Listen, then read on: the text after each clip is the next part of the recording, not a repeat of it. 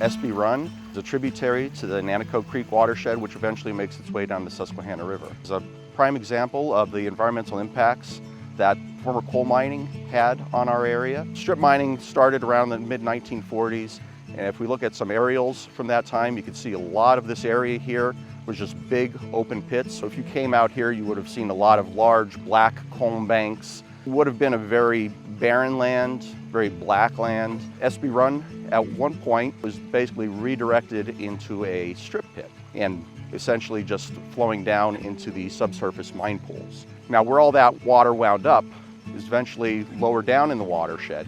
And from that point down, the ecology of the watershed is very much destroyed. A lot of the macroinvertebrates are not able to live. So it was really Earth Conservancy's objective to try to reestablish that flow and get it to flow back onto the surface so that the flow would no longer go down into the mine pools. We've worked with Luzerne County Conservation District, with DEP, and with our engineers to design a channel where we basically redirected that flow, tried to put it back into more or less its normal path.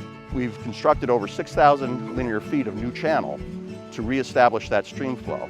And along with that, we lined this entire channel with an impermeable liner so that the water wouldn't be lost to the underground surfaces. What was lost before to the strip pits was over 200 acres of watershed area. So we're taking that 200 acres, reconnecting it down so that it flows as it was meant to flow down into the lower Nanticoke Creek watershed, and hopefully with the benefit of reestablishing the ecology of the lower watershed. So what you'll see when you come here is a lot of vegetation. We've designed meander in this stream, so basically a little sinuous flow of this rather than some of the old engineering designs would have been a straight channel, concrete channel, just to convey the water through.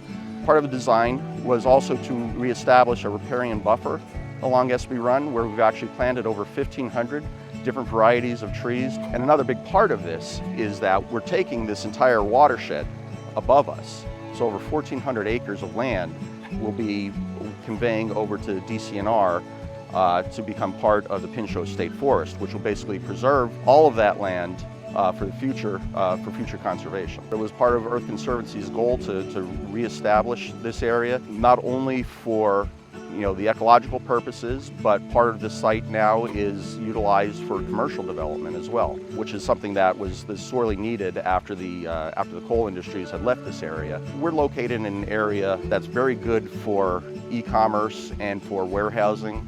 The benefit of working with these type of developers is that we're bringing them in and they're developing on previously environmentally impacted lands. They're not coming in working in farm fields like you might see down in Lehigh Valley. They're not clear-cutting virgin growth forest.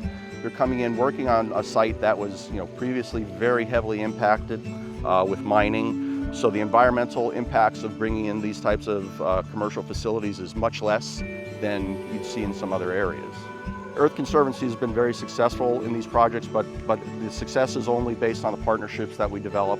We work very closely with Luzerne Conservation District, specifically John Levitsky, who recommended some various tree plantings. We also work with EPCAMR, who assists us on monitoring some of the stream flows, with the U.S. Army Corps of Engineers, from the funding standpoint with EPA and DEP, and also from the conservation standpoint working with North Branch Land Trust and with DCNR. It's really a large collaborative effort. We're certainly very much pleased to be able to receive this award. I think it really justifies the work that we're doing here, and it just brings more awareness to what the impacts of mining were on this area. Hopefully with these projects, we make a little more awareness out there of what happened in the past and what different agencies like ours and like DEP, the Conservation District, are doing to try to address those impacts.